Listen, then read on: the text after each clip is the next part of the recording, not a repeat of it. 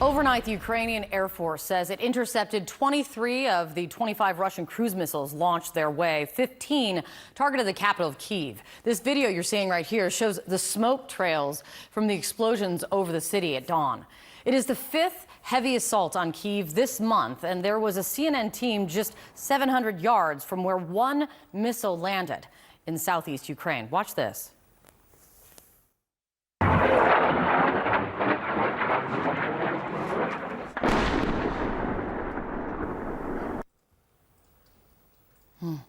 That was CNN's Nick Payton-Walsh's team. He joins us now from Zaporizhia. Nick, thanks for being here. I want to show folks also what you showed us later was you actually stood in the crater of that blast of what was created and what was left over from that explosion. That's enormous, the kind of destruction. Just a reminder yet again of the destruction that these missiles leave behind. What are you hearing and learning about the strike, the target, and what people there are preparing for now?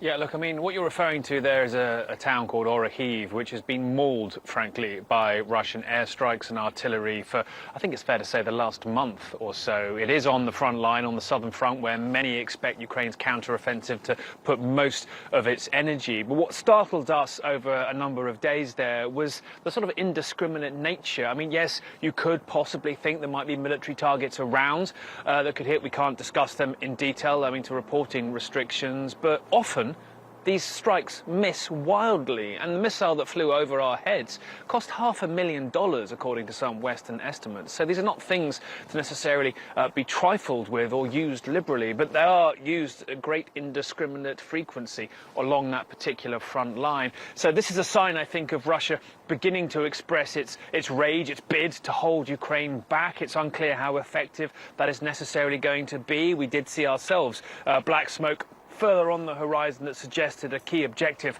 for Ukraine, a town called Tokmek, might be being hit quite hard. So this is all part of the general sense that we may be seeing the opening stages of the counteroffensive getting underway. Russia continues to launch barrages of drones and missiles nightly, frankly, for the past week across all of Ukraine. Startling, the volume they're sending. What's more startling, frankly, is the effectiveness so far of Ukrainian air defences. You mentioned how all 15 cruise missiles targeting the capital were intercepted, according to Ukrainian officials, and only 2 got through across the country. We've seen intermittent awful moments where some of these missiles have got through in Oman, in Kherson, some shelling got through last week as well. But the broader story is that Russia's barrages are not really that effective because of Ukraine's improved air defences. A secondary story to all of this now, as we begin to see the tension around this counter-offensive building, is the extraordinary disunity of Russia's messaging at the moment. We've talked about the Victory Day parades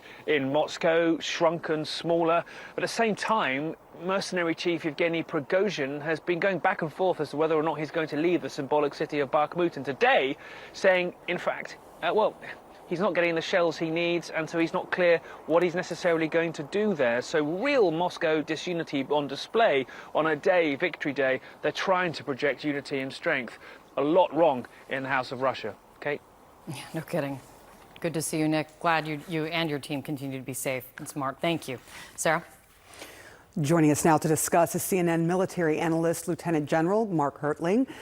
Thank you so much. I love talking to you in the morning because you give such good analysis. I want to ask you first about Russia, which has scaled back its Victory Day, which wouldn't seem like a big deal, except they've had someone, we don't know who, had a drone hit the Kremlin.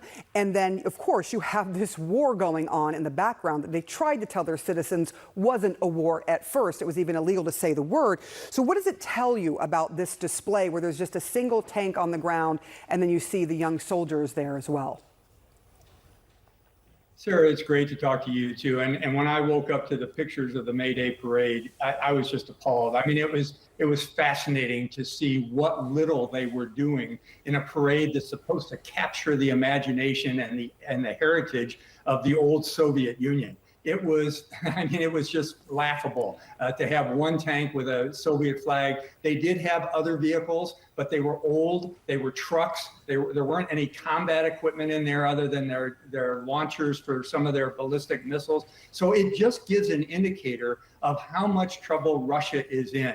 And Nick Payton Walsh's commentary just now about the missiles that are continuing to miss the mark, to go into cities where they're hitting buildings that civilians live in, but not doing having any kind of military effect, really is a commentary on a lack of something we in the military call precise targeting. Artillerymen and missileers work at this very hard to get their rockets on a specific target, and it just seems to me like Russia is firing these arbitrarily at different locations. The very fact that Nick was standing in a hole that was nowhere near any target tells me everything I need to know about how poor the Russians are still conducting this campaign. Yeah, and of course, some would argue that they are purposely hitting some areas where civilians are. I do want to mention something that you just talked about. Ukraine's military says it intercepted 23 of 25 Russian cruise missiles. So again, to your point, they are able to sort of thwart some of the attacks. I want to go back to the parade and something that we heard from the head of Russia's Wagner mercenary force. First, that force threatened to stop fighting, to pull its fighters back because there was not enough ammunition. So it tells you a little something about where they are. And now the head of that force is criticizing the Kremlin for even having this parade. Here's what he said. He said, "Victory Day is the victory of our grandfathers." This is the part that really gets you. "We haven't earned that victory 1 millimeter." Does that really tell you what's happening in Ukraine at this point in time? You know, sir, I've been following the drama that's existed between Prigozhin, Shoigu, who's the defense ministry of Russia, Gerasimov, who's the equivalent of the chairman of the Joint Chiefs, and Putin. And this has just been political intrigue inside of the Kremlin that's burst out into the open. The Russians are seeing this. The world is seeing this. There's this individual who has no military background. That's Prigozhin.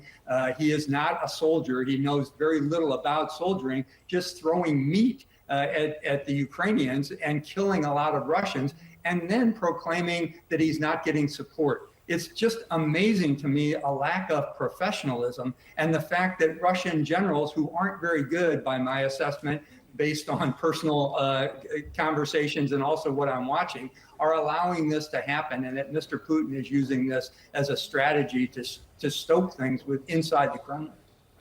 Mark Hertling, always a pleasure to speak with you. And I just want to mention we are seeing pictures of Bakhmut there, which has been under siege for many weeks now.